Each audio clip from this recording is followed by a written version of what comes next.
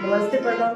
आप लोगों के बीच हम होली गीत लेकर आए हैं। वैसे तो राम मिलन यादव जी बोले हैं, उतना हम नहीं बोल सकते हैं, लेकिन फिर भी आप लोग लाइक सब्सक्राइब शेयर जरूर करिएगा। आगे वीडियो में किस तरह से गाना सुनना है वो भी कमेंट में लिख कर बताइएगा आप लोग।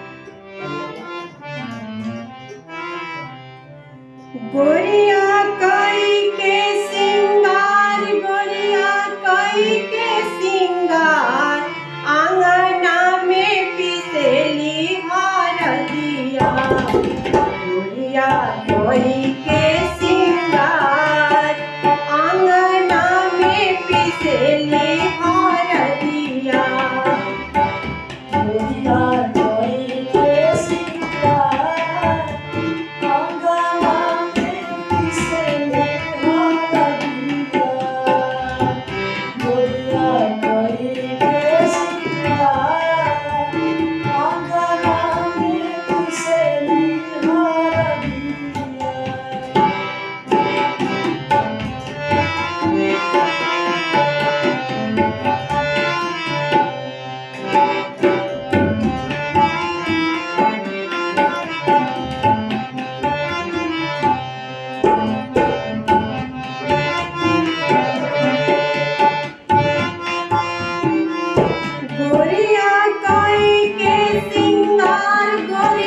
कोई के सिंगार, आंगना में पिसेली हरदिया।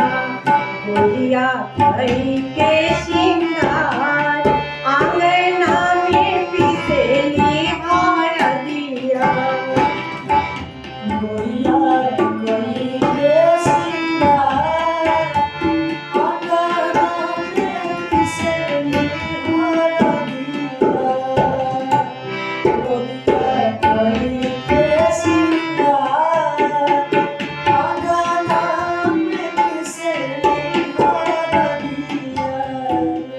गोरिया करी के सिंगार, आंगना में पिसेली हरदिया।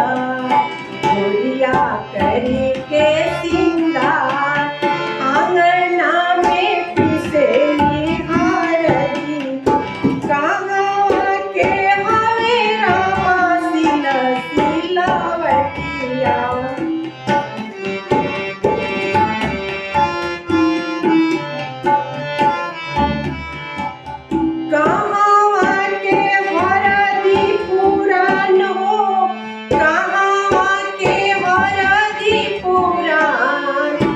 गोरिया करी के सिंगार, गोरिया करी के सिंगार, आंगना में पिसेली हरदिया।